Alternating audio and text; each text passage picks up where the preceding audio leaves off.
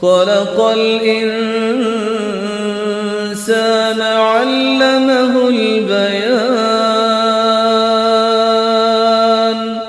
نحمده ونصلي على رسوله الكريم، اما بعد، فاعوذ بالله من الشيطان الرجيم. بسم الله الرحمن الرحيم. رب اشرح لي صدري ويسر لي امري واحلل عقدة من لساني يفقهوا قولي. پہلے لفظی ترجمہ، والذین، اور وہ لوگ، یؤمنون، وہ ایمان لاتے ہیں، بما، ساتھ اس کے جو، انزل، نازل کیا گیا، الیک، طرف تیرے، وما، اور جو، انزل، نازل کیا گیا، من، سے، قبل کا، آپ سے پہلے، تجھ سے پہلے، و، اور، بالآخرتی، ساتھ آخرت کے، ہم، وہ، یوقنون، وہ یقین رکھتے ہیں، اولئک، یہی لوگ، علی، اوپر، ہدن، ہدایت کے ہیں، من ربہم، من سے، ربی، رب، ہم، ان کے، یعنی ان کے اپنے، من ربہم، اپنے رب کی طرف سے، و، اور، اولئک، یہی لوگ، ہم، وہ، المفلحون، فلاح پانے والے ہیں، کامیاب ہونے والے ہیں۔ اب ان الفاظ کی تھوڑی ڈیٹیل میں جاتے ہیں۔ والذین، اور وہ لوگ، یہ جو وا ہے اس کا بھی مطلب ہے۔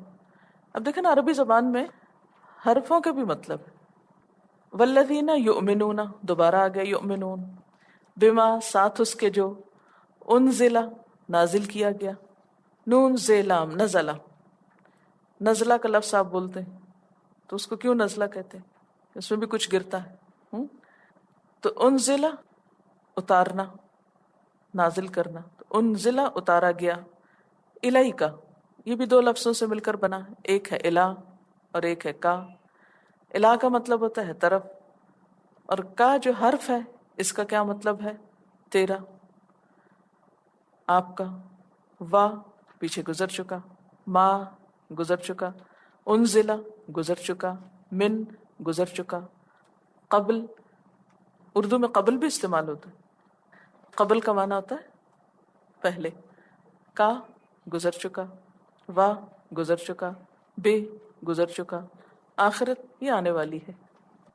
جی، آخرت کا لفظ جو ہے آخری سے ہے، تو آخرت جو آخر میں آئے گی، ہم، وہ، یوقنون، یقین کرتے ہیں، ملتا جلتا ہے نا یوقنون یقین سے، تو اس کا جو روٹ ہے وہ ہے یہ قاف نون، واضح اور ثابت ہونا، وہ چیز جو دل، عقل، ارادے کو مسخر کر لے، یعنی یقین اس کیفیت کا نام ہے کہ جو انسان کی عقل، دل، ارادے کو اپنے قابو میں لے لے، اپنے کنٹرول میں لے لے۔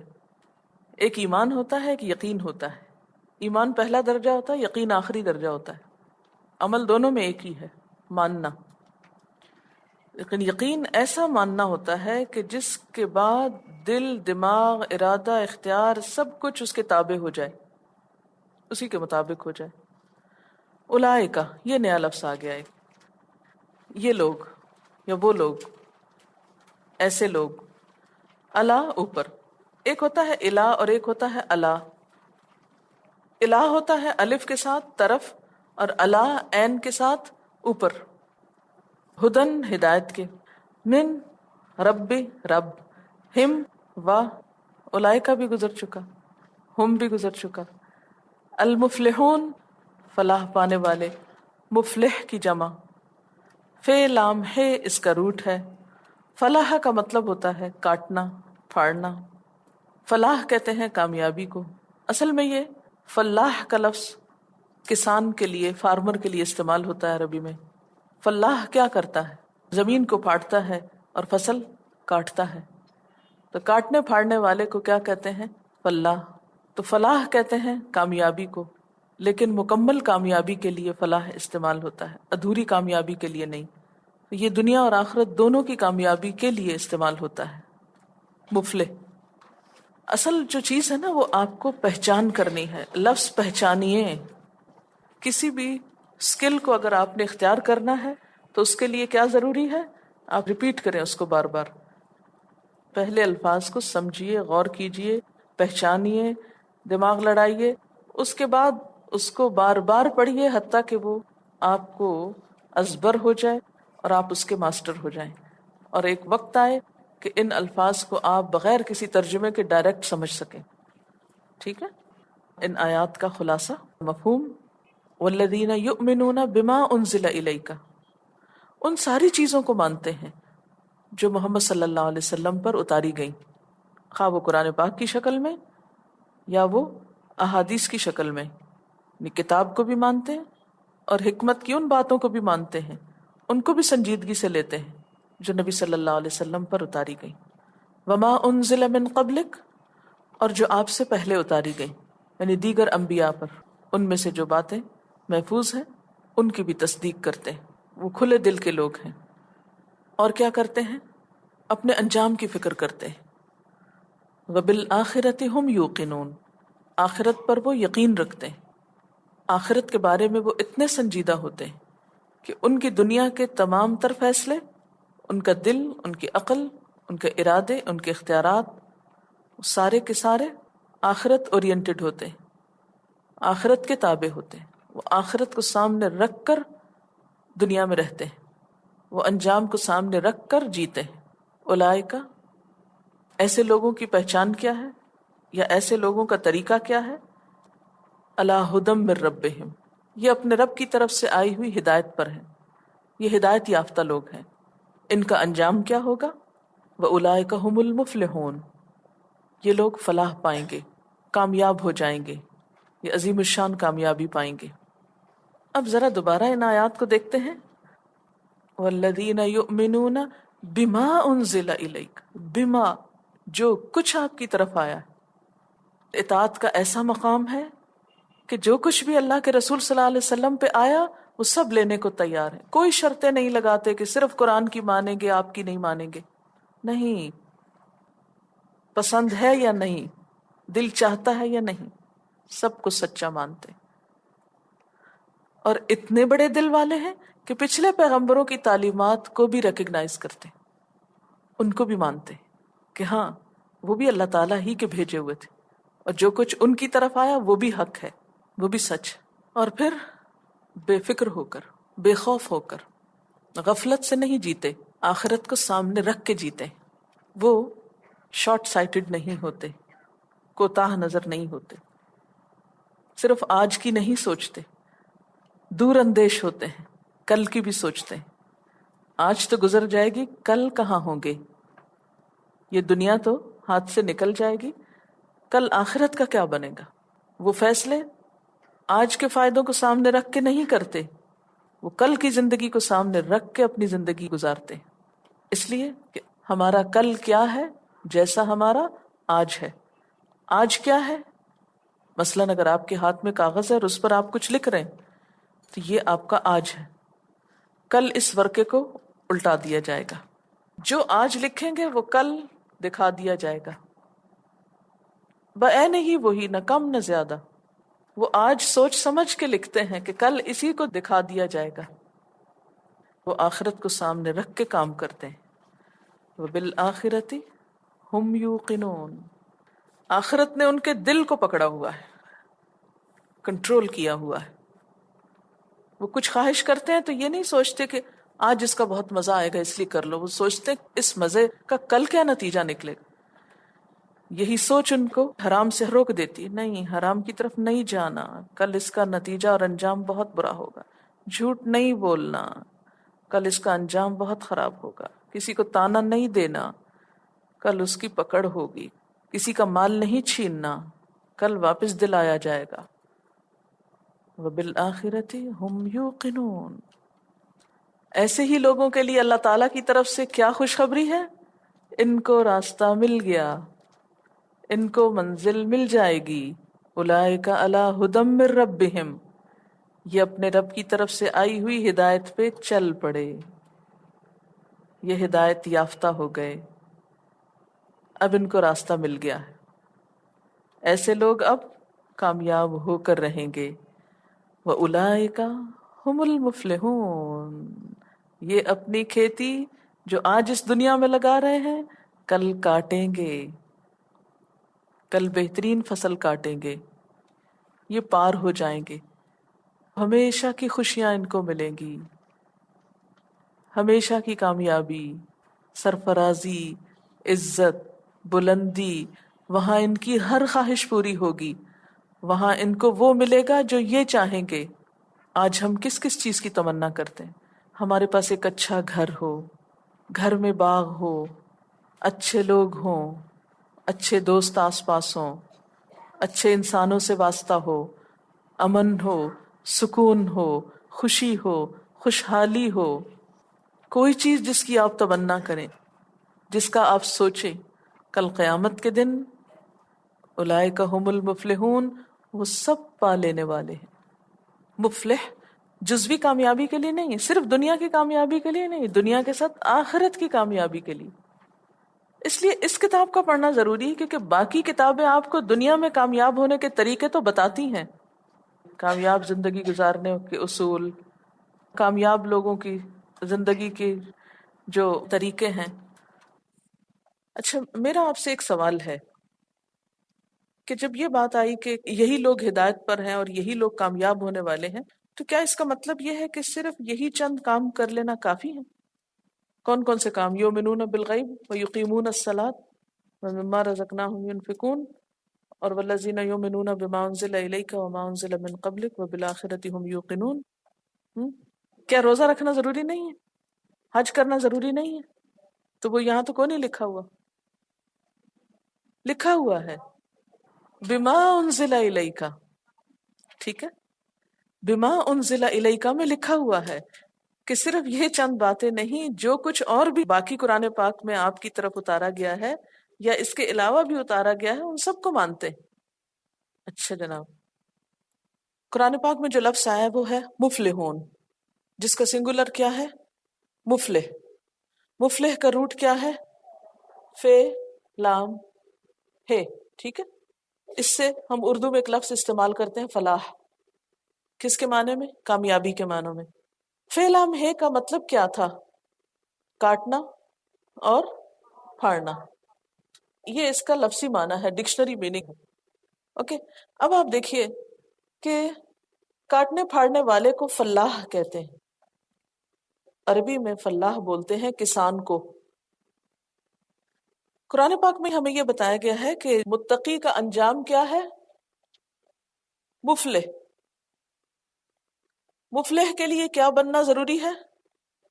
کون سی کوالٹیز ہونی چاہیے اس کے اندر؟ فلاح کی.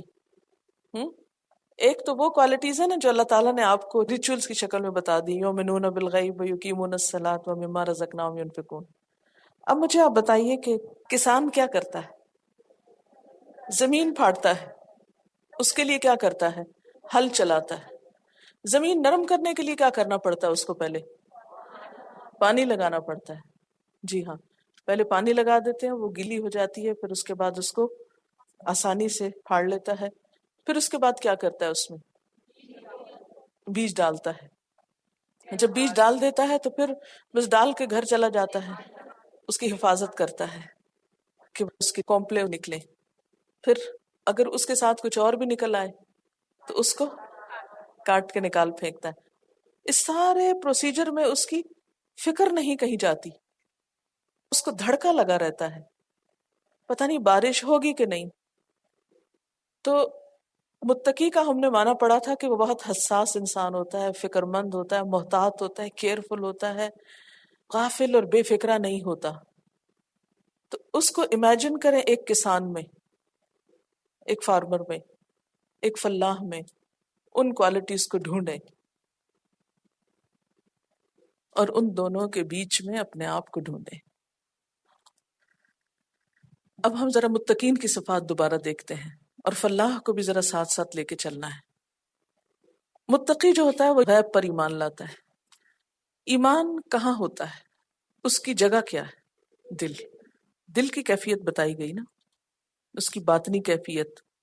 یہاں پر آپ دیکھیں کہ اگر فلاح کو یہ یقین نہ ہو یا اس کے اندر ایک ایمان کی کیفیت نہ ہو، اعتماد نہ ہو کہ یہ موسم اس چیز کے اگانے کا ہے یا یہ زمین اگائے گی، تو اس وقت تک وہ بیج نہیں اس میں ڈالتا نا۔ ایک طرح سے کسان کا بھی ایک غیب پر ایمان ہوتا ہے تو تبھی وہ بیج ڈالتا ہے نا۔ وہ جو بیج ڈال رہا ہوتا ہے نا تو اپنے ہاتھ سے ایک چیز گنوا کے مٹی میں ڈال رہا ہوتا ہے، تو ایمان بالغیب ہے نا ایک طرح سے اس کا بھی۔ پھر آپ دیکھیں یقیمون الصلاۃ میں کس چیز کا اظہار ہوتا ہے؟ جسمانی ایکسرسائز، مشقت۔ کبھی آپ کھڑے ہیں، کبھی آپ جھکیں، کبھی آپ زمین پر سر رکھیں، کبھی آپ بیٹھ کے کچھ کر رہے ہیں، کبھی آپ پھر کھڑے ہو رہے ہیں۔ نماز مختلف حالتوں میں اللہ کے ذکر کا نام ہے نا۔ نماز کو امیجن کریں ذرا، کھڑے ہیں، ہاتھ اٹھائے، پھر جھکے، پھر کھڑے، پھر سجدے میں، پھر بیٹھے، پھر اٹھے، پھر نیچے، پھر اوپر، پھر دائیں بائیں، ہے نا۔ بالکل اسی طرح کسان بھی صرف آرزوؤں اور تمناؤں سے کام نہیں لیتا، یا بس بیج پھینک دیا بس کافی۔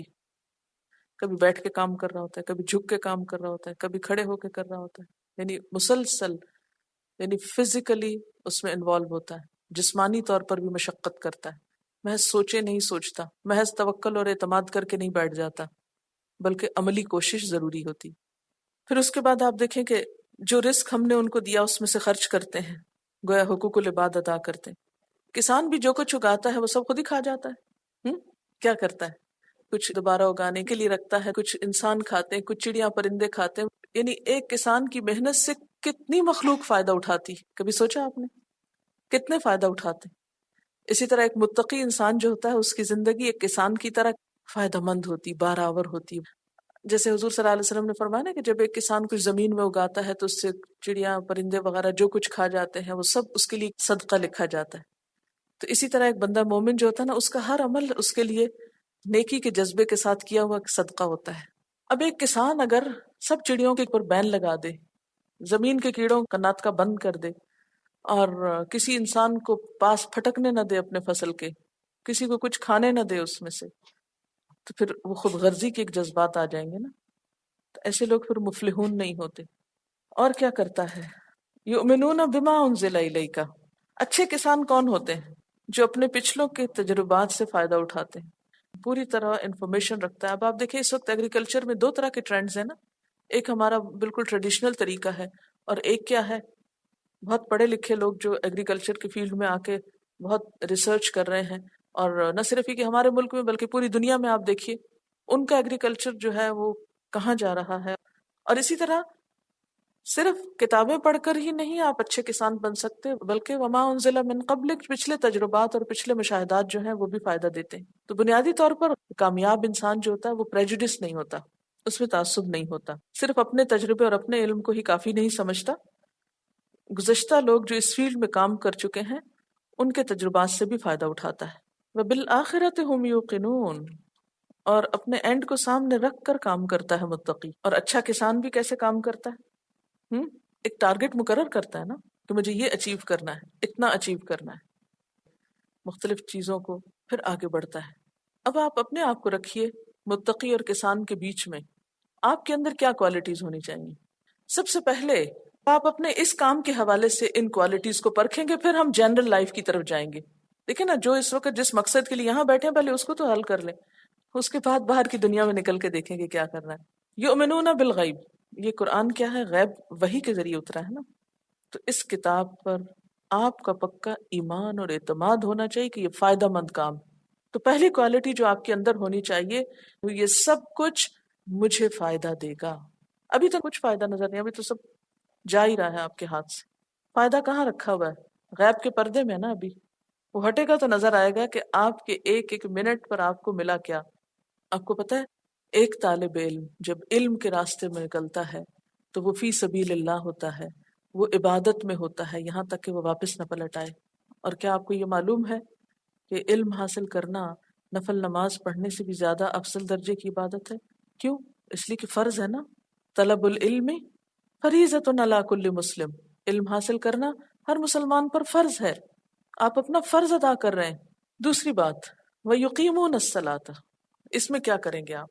فزیکلی یعنی کہ آپ کا اٹھنا چلنا بھاگ دوڑ کرنا قلم اٹھانا پکڑنا، جتنے قدم آپ اس راہ میں اٹھاتے چلے جائیں گے وہ کیا ہوگا؟ کامیابی کا راستہ ہوگا۔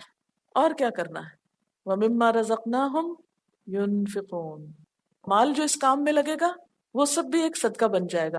پھر اسی طرح اگر اس میں کسی اور کو شریک کر لیں گے، شیئر کریں گے کسی اور کے ساتھ، وہ بھی آپ کے لیے صدقہ جاریہ ہوگا۔ ٹائم انرجی یہاں بھی خرچ کرنا ہے، اور پھر بذات خود یہ علم جو ہے یہ بھی رزق ہے جو آپ کو مل رہا ہے۔ وَمِمَّا رَزَقْنَاهُمْ يُنْفِقُونَ، اس کو دوسروں تک بھی پہنچانا ہے، اسے دوسروں میں بھی خرچ کرنا ہے۔ وَالَّذِينَ يُؤْمِنُونَ بِمَا أُنزِلَ إِلَيْكَ، جو کچھ بھی ہمیں ملتا ہے چاہے اس کتاب میں سے ملے یا نبی صلی اللہ علیہ وسلم کی سنت یا حدیث میں سے ملے، اس کو مانتے جانا ہے۔ ٹھیک ہے، ہم یہ نہیں سوچنا کہ نہیں یہ آیت تو مانیں گے، حدیث نہیں لکھیں گے ہم، اگر صحیح ہے اوتھینٹک ہے تو مانیں گے۔ ٹھیک ہے، وما انزل من قبلک، اور جو آپ سے پہلے اتارا گیا، یعنی پچھلے انبیاء کی جو باتیں ہیں، جو ہدایات ہیں، جو قرآن پاک میں ہمیں ملتی ہیں، ان کو بھی ہم نے ادب احترام سے ماننا ہے۔ ہم یہ نہیں کہیں گے کہ نہیں جو حضور صلی اللہ علیہ وسلم کی طرف آیا وہ تو مانیں گے، جو حضرت عیسیٰ علیہ السلام کے پاس آیا تو اس کو نہیں مانیں گے، یا کسی اور نبی کی بات کی گئی، نہیں۔ وہ ان شاء اللہ تعالیٰ قرآن پاک میں بہت سی چیزیں آپ کو ملتی جائیں گی، ان کو بھی ادب احترام اور محبت سے لیتے جانا ہے۔ قرآن پاک میں اللہ تعالیٰ حضرت ابراہیم علیہ السلام کی مثال دیتے ہوئے فرماتے ہیں فَاتَّبِعْ مِلَّةَ ابراہیم حنیفا، آپ ابراہیم علیہ السلام کے طریقے کی پیروی کیجیے۔ ٹھیک ہے نا؟ اچھا، وَبِالْآخِرَةِ هُمْ يُوقِنُونَ، آخرت پر وہ یقین رکھتے ہیں۔ یہاں ایک تو وہی آخرت ہے، ہم نے اپنا یہ عمل کس کے لیے کرنا ہے؟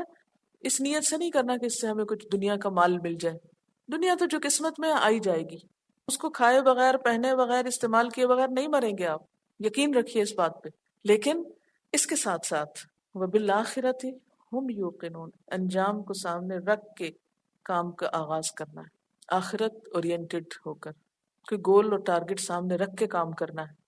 یہ دیکھنا ہے کہ جو کچھ میں کام کر رہی ہوں آخرت میں نتیجہ کیا نکلے گا، اس کا فائدہ کیا ہوگا۔ عملی زندگی میں انہی چیزوں کا ثبوت دینا ہے۔ کیا؟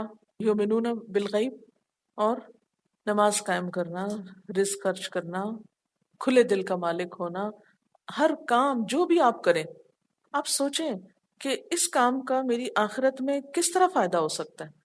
آپ کہیں گے نہیں یہ کھانا پکانا اور روٹی پکانے میں ٹائم ضائع کرنا، اس کا مجھے آخرت میں کیا ملے، کچھ نہیں ملے گا، چھوڑو اس کو۔ ایسے نہیں کرنا۔ جب آپ اس دنیا کا کام، مثلاً آپ ایک روٹی ہی بنا رہے ہیں، آپ کو پتہ ہے کہ کسی کو کھانا کھلانا جو ہے وہ جنت میں لے جانے والے کاموں میں سے۔ قرآن پاک میں جنت والوں کی خوبی بتائی گئی، یطعمون الطعام علی حبہ مسکینا و یتیما و اسیرا، اللہ کی محبت میں وہ ضرورت مندوں کو، مسکینوں، یتیموں، اسیروں، سب کو کھلاتے ہیں۔ کپڑے دھونا عبادت ہے کہ دنیا کا کام ہے؟ عبادت ہے۔ کیسے عبادت ہے؟ صفائی نصف ایمان ہے۔ اچھا، گھر کی صفائی کرنا عبادت ہے کہ نہیں؟ نہیں، یہ ہماری شان کے خلاف ہے۔ توبہ توبہ توبہ، ہمارے ہاتھوں کو مٹی لگ جائے، ہمارے ہاتھ مٹی میں لگ جائے، توبہ، تمہاری عزت کے خلاف۔ یاد رکھیں جانا کہاں ہے، اس وقت تو مٹی سے اچھی بھی کوئی چیز نہیں، پتہ ہے آپ کو؟ مرنے کے بعد مٹی سے اچھی کوئی چیز نہیں ہمارے لیے۔ پانی میں جانا پسند کریں گے، شیشے کے بکسے میں رکھا جانا پسند کریں گے، پتوں میں ڈھانپا جانا پسند کریں گے، ہوا میں اڑایا جانا پسند کریں گے، کہاں پسند کریں گے جانا؟ مٹی میں۔ مٹی میں ہاتھ ڈالنا یا مٹی والا کام کر لینا کوئی عزت کے خلاف نہیں ہے، اس میں کوئی شان کے خلاف بات نہیں، یہ بھی ایمان کا ایک حصہ ہے، اس سے بھی ایمان مضبوط ہوتا ہے۔ ایمان صرف قرآن پڑھ کے ہی مضبوط نہیں ہوتا، اس کام سے بھی ہوتا ہے۔ اور کون سا کام آخرت میں کام آئے گا؟ کسی کو کپڑا سی کر دینا، سلائی اگر آپ کو آتی ہے اور آپ کچھ سی رہے ہیں تو آپ دنیا کا کام کر رہے ہیں، ہاں بظاہر دنیا کا ہے لیکن آپ ڈھانک رہے ہیں، تو کسی کو کپڑا پہنانا جو ہے اس کی کوئی عبادت نہیں ہے یا نہیں ہے نا؟ صرف بات یہ ہے کہ ہم جس کی بھی کوئی خدمت کریں اس پہ احسان نہ جتائیں، اس کو مینشن نہ کریں۔ ہمارے سارے اچھے بھلے کام تباہ و برباد اس وقت ہوتے ہیں جب ہم احسان جتانا شروع کر دیتے ہیں۔ جب بچوں کو کھانا کھلا دیا چیخنا چلانا شروع کر دیا، میری تو عمر ہی گل گئی تم کو پکا پکا کے دیکھے، مجھے تو چولہے سے اٹھنے کی فرصت نہیں۔ کسی کو تانا نہیں دینا، خوشی خوشی شوق سے آگے بڑھنا ہے کہ میں جو ہاتھ پہ ہاتھ رکھ کے بیٹھی ہوں، اماں میری کام کر رہی ہے، نہیں مجھے اٹھ کے کرنا ہے، مجھے اجر و ثواب لینا ہے۔ اب اپنے آپ سے پوچھئے ایمان بالغیب ہے یا نہیں؟ یقیمون الصلاۃ، نماز قائم کرتے ہیں، اپنے آپ سے پوچھئے صدقات، صرف زکوٰۃ کی بات نہیں، کتنا آگے بڑھ کر دوسروں کو دیتے ہیں، کتنی مدد کرتے ہیں دوسروں کی۔ مال نہیں ہے تو کوئی بات نہیں، نہیں اور کیا ہے، دیکھیے میرے پاس اور کیا ہے، جسمانی قوت ہے، ذہنی قوت ہے، علم کی قوت ہے، کیا ہے میرے پاس جو میرے بھائی کے پاس نہیں، میں اس کو دوں۔ اور پھر اس میں نے آپ سے کہا تھا کہ بما انزل الیک میں کوئی بھی اچھی بات جو قرآن و سنت کی پتہ چلے تو اس کو کم از کم مان تو جانا کہ یہ بات درست ہے۔ اکثر باتوں میں ہم کہتے ہیں کہاں قرآن میں لکھا ہے، حالانکہ لکھا ہوتا ہے، پھر بھی نہیں مان رہے ہوتے۔ وما انزل من قبلک، پچھلے جو پیغمبر تھے جو ان کی اچھی باتیں ہیں ان کا بھی احترام اور ادب تھی۔ وبالآخرۃ هم یوقنون، کتنے کاموں میں مجھے آخرت کی فکر ہوتی ہے کہ میں نے واپس جانا ہے، کتنی دفعہ دن میں خیال آتا ہے واپسی کا، اپنا احتساب خود کر لیتے ہیں ہم۔ تو پھر اللہ تعالیٰ کہتے ہیں اولئک علی ھدی من ربہم، یہ کام جو کریں گے ہدایت پر ہیں، ان کو کامیابی ملے گی۔ لیکن ہم تو یہ سمجھتے ہیں کہ کرنا نہ کرنا برابر ہے۔ شیطان جو ہمارا دشمن ہے نا، وہ ہمیں تسلی سے کچھ نہیں کرنے دینا چاہتا، اس سے بچنا ہے۔ لیکن اللہ تعالیٰ نے ایک وعدہ کر رکھا ہے، کیا؟ ان عبادی لیس لک علیہم سلطان، میرے بندے ان پہ تیرا بس نہیں چلے گا۔ تو ہم جب اللہ کے بن جائیں گے نا، پھر انشاءاللہ اس کی شرارتوں سے محفوظ رہیں گے۔ وآخر دعوانا ان الحمد للہ رب العالمین۔